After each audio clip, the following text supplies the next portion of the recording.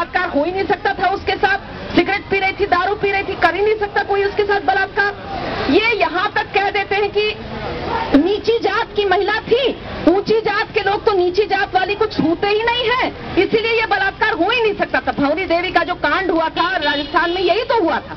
यह जज जो है एक बहुत महान जज है कर्नाटका के, उनके बारे में मैं बताती हूँ। उन्होंने कोई पति जो है पीट पीट करके अपनी पत्नी को परेशान कर रहा था। पत्नी ने कहा भाई मैं अलग होना चाहती हूँ, तो उन्होंने कहा नहीं एडजस्ट कर लो, एडजस्ट कर लो। और उन्होंने यहाँ तक कहा कि जो युवती उसका केस लड़ रही थी उससे पूछा तुम्हारी शादी हो गई है? तो उस लॉयर ने, वकील ने कहा नहीं मेरी शादी नहीं हुई। तो उन्होंने तुम्हारी शादी नहीं हुई है तो तुम इसकी शादी तोड़ने नहीं जा सकती हो, तुम इस केस में सुनवाई नहीं कर सकती, तुम इस केस में उसकी वकील ही नहीं बन सकती। भाई जो जज ऐसा, या ये उसी जज ने ये भी कहा कि 18 साल की लड़की है, वो अपनी मर्जी से शादी करने के लिए किसी लड़के के साथ गई थी, तो उसके परिवार वालों ने घसीट करके उसको कोर्ट में ले आए।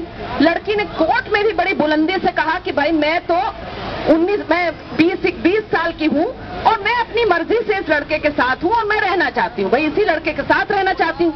जज ने कहा कि हाँ हमारे देश में 18 साल जो है वो शादी का एज है, लेकिन लड़कियों के लिए 21 साल तक सिर्फ माँ बाप से पूछ करके शादी करना चाहिए। अब ऐसा आदमी जो है वो जज की कुर्सी पर काहे बना रहेगा? जब आप महिलाओं की बराबरी आजादी जो हमारे देश के संविधान में दर्ज है, कम से कम उस संविधान में दर्ज आजादी को नहीं मानना चाहते हैं, तो आप उस कुर्सी पर काहे बने रहेंगे?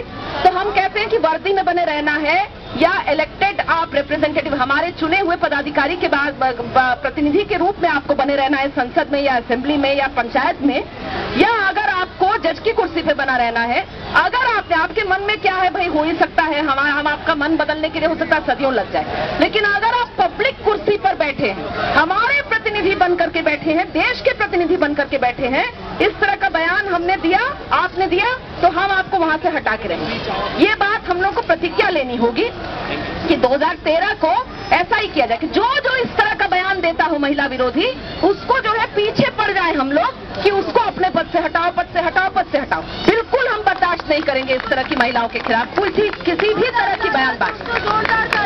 और मैं इसीलिए आप सारे लोगों से, मुझे इस पूरे आंदोलन से कितना साहस मिला है, कितनी उम्मीद जगी है, मैं आपको बता नहीं सकती। उसके लिए मैं आप सब लोगों की आभारी हूँ।